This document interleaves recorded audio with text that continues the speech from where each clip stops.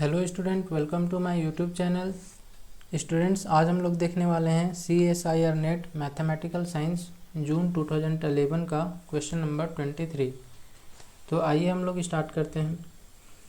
सबसे पहले क्वेश्चन को ध्यान से पढ़ेंगे। क्या कह रहा है? Let D be a non zero n cross n real matrices with n is greater than equal to 2। Which of the following implication is valid. देखिए, जो जो गिवन है ना, उसे हम लोग पहले अच्छे से लिख लेते हैं। यहाँ पे बताया गया है D एक n क्रॉस n का मैट्रिक्स है और D नॉन जीरो है, साथ में n का value greater than equal to 2 है। दैट मीन्स जो भी मैट्रिक्स D आप बनाओगे उसका ऑर्डर 2 या 2 से बड़ा होना चाहिए। ठीक है, अब हम लोग ऑप्शन देखते हैं कि कौन सा इम्प्लाई होगा। तो ऑप्शन नंबर फर्स्ट देखिए क्या बोल रहा है। Determinant D equal to 0 implies rank of D equal to 0। Option first में ये चीज़ बोला जा रहा है कि अगर किसी मैट्रिक्स D का डिटर्मिनांट 0 है तो ये इम्प्लाई करेगा कि इसका रैंक भी 0 होगा।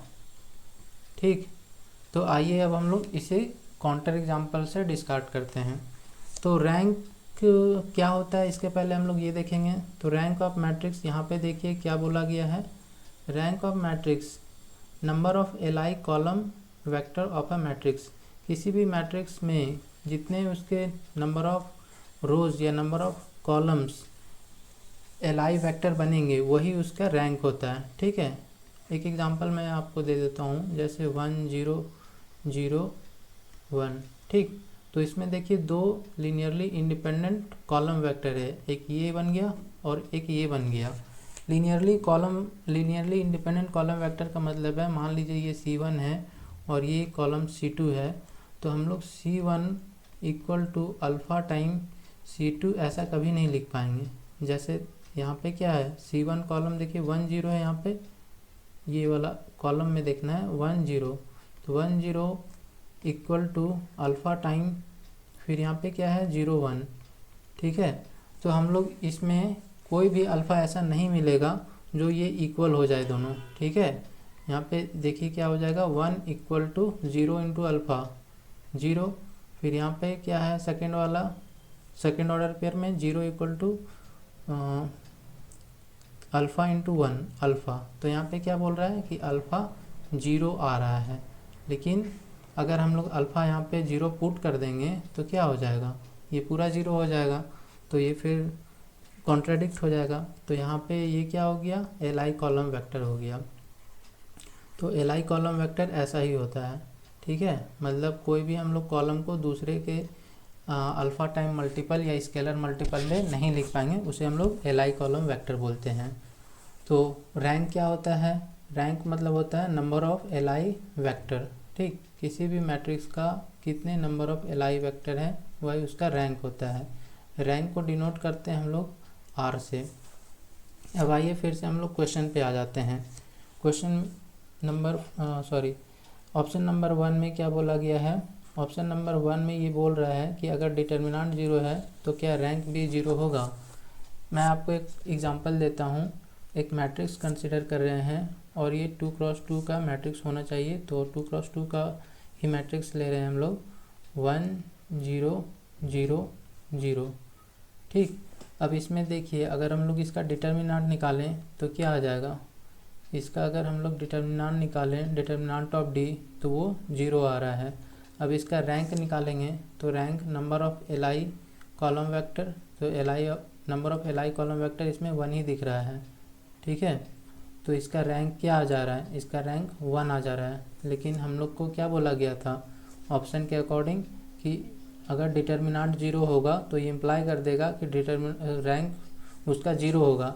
लेकिन हमने जो एग्जांपल लिया उसके अकॉर्डिंग डिटर्मिनेंट तो 0 हो रहा था। ठीक है, ओके, लेकिन ये इम्प्लाई नहीं किया कि इसका रैंक भी 0 है, इसका रैंक 1 आ जा रहा है। इसलिए ऑप्शन 1 क्या हो गया, ऑप्शन 1 फॉल्स हो गया, ये गलत है। ठीक है, चलिए अब नेक्स्ट ऑप्शन पे हम लोग आते हैं। ऑप्शन नंबर 2, अच्छा ऑप्शन नंबर 2 हम लोग बाद में देखेंगे, उससे पहले हम लोग ऑप्शन नंबर 3 चेक कर लेते हैं। ठीक है, थर्ड में क्या बोल रहा है आइए देखते हैं। तो ऑप्शन नंबर थर्ड में ये बोला गया है rank d equal to 1 implies that determinant d is not equal to 0। Option number third में ये बोला गया है कि अगर मैट्रिक्स का, सॉरी हैंडराइटिंग मेरा थोड़ा अच्छे से नहीं बन रहा है, अगर रैंक किसी मैट्रिक्स का 1 है तो ये इम्प्लाई करता है कि इसका डिटर्मिनेंट नॉन जीरो होना चाहिए। रैंक 1 है तो इसका डिटर्मिनेंट जो है वो नॉन जीरो होना चाहिए, ठीक है, ऐसा हमें दिखाना है। लेकिन अभी जो मैंने एग्जांपल लिया, एग्जांपल नंबर 1 के लिए, उसमें देख लीजिए आप, उसमें क्या आ रहा है, उसमें उसमें रैंक तो 1 ही आ रहा है ना, लेकिन क्या डिटर्मिनेंट 0 आ रहा है? नहीं, हाँ सॉरी, डिटर्मिनेंट क्या आ रहा है? 0 आ जा रहा है। तो ये फिर से यहाँ पे इम्प्लीकेशन इनवैलिड हो गया। यहाँ पे इम्प्लीकेशन ये थर्ड में ऐसा बोल रहा है कि अगर रैंक 1 है डी का तो इम्प्लाई करता है डिटर्मिनेंट 0 नहीं होना चाहिए। लेकिन हमने जो निकाला है यहाँ पे ऑप्शन नंबर 1 में, उसे देखिए कि रैंक डी का 1 ही आ रहा है, लेकिन उसका डिटर्मिनेंट क्या आ रहा है? 0 आ जा रहा है। तो इस चीज़ को इम्प्लाई तो नहीं कर रहा है ना। ये जो हम लोग को इम्प्लीकेशन दे दिया है ऑप्शन नंबर थर्ड में, तो वो तो यहाँ पे इम्प्लाई ही नहीं कर रहा है। हम लोग को क्या मिल जा रहा है? डिटर्मिनेंट 0, नॉन जीरो इम्प्लाई नहीं कर रहा है। तो इसलिए ऑप्शन थर्ड भी हम लोग का गलत हो गया, फॉल्स हो गया, ठीक है। चलिए ऑप्शन नंबर अब 4 देख लेते हैं हम लोग। 4 में क्या है? 4 में बोल रहा है कि if rank of D equal to n implies that determinant is not equal to 1। इसमें बोल दे रहा है कि अगर डी का रैंक n है तो इम्प्लाई करेगा कि डिटर्मिनेंट उसका 1 नहीं हो सकता है। चलिए इसका भी मैं एक आपको काउंटर एग्जांपल देता हूँ। देखिए अगर हम एक मैट्रिक्स मान लें D, n cross n matrix बोला तो n क्रॉस n ही हम लोग लेंगे।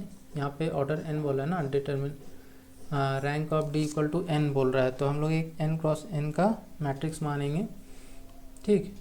n क्रॉस n का एक मैट्रिक्स ले लीजिए, मान लीजिए हम लोग आइडेंटिटी मैट्रिक्स ले लिए n क्रॉस n का, ठीक, 0 1 0, ऐसा हमने एक आइडेंटिटी मैट्रिक्स ले लिया। तो अब हमें पता है कि आइडेंटिटी मैट्रिक्स है तो इसका रैंक कितना हो जाएगा? आइडेंटिटी मैट्रिक्स का रैंक जितना मैट्रिक्स का ऑर्डर होता है, तो ये n क्रॉस n का ऑर्डर है, यानी कि इसका रैंक भी कितना हो जाएगा? रैंक भी इसका n हो जाएगा। फिर बोल रहा है कि ये इम्प्लाई करता है कि डिटर्मिनेंट इसका 1 नहीं होना चाहिए, determinant is not equal to 1। लेकिन अगर हम लोग इसका डिटर्मिनेंट निकालेंगे आइडेंटिटी मैट्रिक्स का, तो वो क्या आता है? 1 आता है। लेकिन यहाँ पे 4 में बोल रहा था नॉट इक्वल टू 1 आना चाहिए, तो ये तो फॉल्स है। तो ऑप्शन 4 भी गलत है, ठीक। अब चलिए आते हैं हम लोग ऑप्शन 2 में, यानी अगर 3 गलत हो गया तो 2 तो पक्का सही ही होगा, तो ऑप्शन 2 सही है।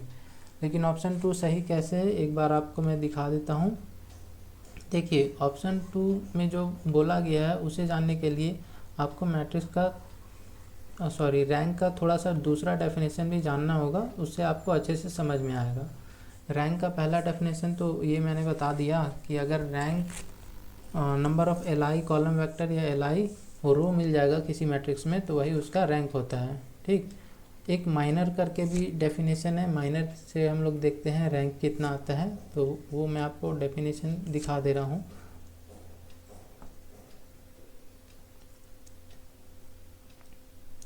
ठीक है, तो यहाँ पे देखिए क्या बोला जा रहा है, rank of a matrix A is said to be of rank R if there is at least one non-zero minor of order R, at least one non-zero minor R होना चाहिए, and every minor of order R plus 1 is equal to 0। देखिए इसका क्या मतलब बोला जा रहा है कि अगर हमारे पास कोई मैट्रिक्स A है तो इसका अगर हम लोग माइनर निकालते हैं, माइनर मतलब होता है कि उससे कम ऑर्डर का, ठीक, उससे कम ऑर्डर का कोई मैट्रिक्स हम लोग ले लेते हैं। जैसे मान लीजिए A हम लोग का 3 क्रॉस 3 ऑर्डर का मैट्रिक्स है, ठीक है। ए हम लोग का 3x3 ऑर्डर का मैट्रिक्स है। तो अगर माइनर निकालना है तो इससे कम ऑर्डर का मैट्रिक्स हम लोग कंसीडर कर लेंगे ए का ही। जैसे मान लीजिए हम लोग ये माइनर ले लेते हैं, ये 2x2 का हो गया, ठीक। तो इसका नाम देते हैं D1, ये माइनर है, माइनर का नाम दे रहे हैं D1, ठीक।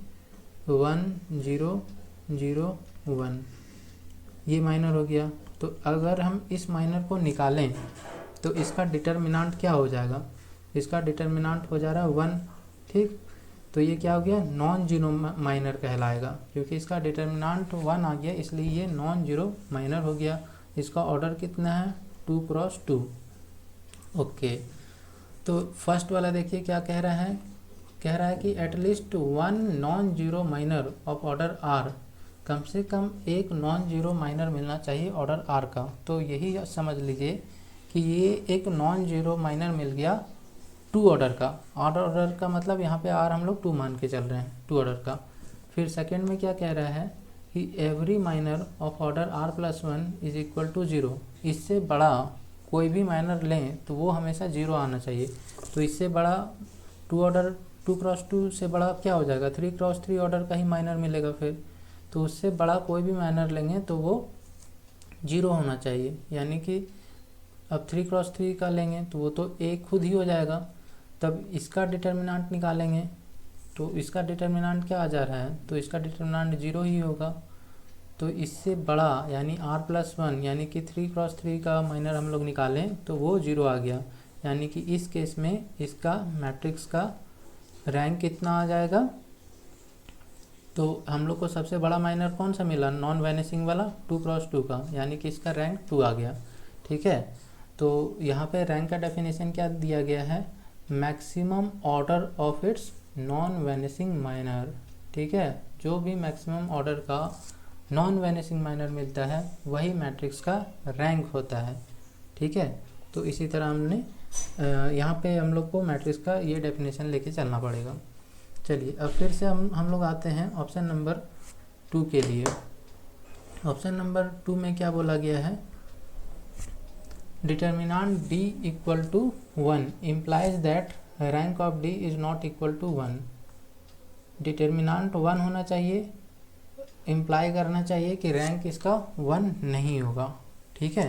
तो देख लीजिए, अगर हम लोग कोई भी मैट्रिक्स लिखते हैं D, अब D जो भी मैट्रिक्स बनाएंगे इसमें कहा गया है कि ये या तो 2x2 का होगा या उससे बड़ा ही होगा, यानी कि हम लोग जो भी मैट्रिक्स लेंगे यहाँ पे, जो भी मैट्रिक्स हम लोग बना रहे हैं D, वो 2x2 या उससे बड़ा का ही होगा, ठीक है। यहाँ पे तो उससे बड़ा का अभी छोड़ देते हैं, अभी हम लोग 2x2 का ही लेकर के देखते हैं। तो अगर ये हम लोग 2x2 ऑर्डर का मैट्रिक्स बनाएंगे और इसका डिटर्मिनांट क्या बोल रहा है, इसका डिटर्मिनांट 1 आना चाहिए। अगर 2x2 का ऑर्डर का है और इसका डिटर्मिनांट 1 आ जा रहा है, 1 दिया हुआ है, ठीक है। तो एक नॉन जीरो वैनिशिंग माइनर मिल गया जो एक मैक्सिमम ऑर्डर का नॉन जीरो वैनिशिंग माइनर मिल गया जो 0 नहीं है, ठीक। तो इसका मतलब इसका रैंक क्या होगा, इसका रैंक जो होगा वो या तो 2 होगा या उससे बड़ा होगा, ठीक है। मैट्रिक्स का ये प्रॉपर्टी है कि अगर नॉन वैनिशिंग माइनर है तो उसका रैंक नॉन वैनिशिंग वाला से बड़ा होगा या उसके बराबर होगा। तो यहाँ पे जो भी इसका रैंक होगा D का, वो या तो 2x2 का मैट्रिक्स हम लोग ले रहे हैं और हम लोग को मिल गया कि इसका डिटर्मिनांट 1 है, तो या तो इससे बड़ा होगा या 2 ही होगा, ठीक है। यानी कि हम लोग को कभी भी इसका रैंक 1 नहीं मिल सकता है, क्योंकि हम लोग 1x1 का मैट्रिक्स नहीं बनाएंगे, क्योंकि यहाँ पे बोला ही गया है कि n का वैल्यू 2 या 2 से बड़ा होगा। तो हम लोग सबसे छोटा मैट्रिक्स बना के देख रहे हैं, उसी का डिटर्मिनांट 1 बोला गया है, यानी कि एक ऐसा माइनर नॉन वैनिशिंग माइनर मिल गया जिसका ऑर्डर 2 है, तो रैंक भी क्या हो जाएगा, 2 हो जाएगा। तो इसलिए ये आंसर इसका सही है। तो यही था, थैंक यू।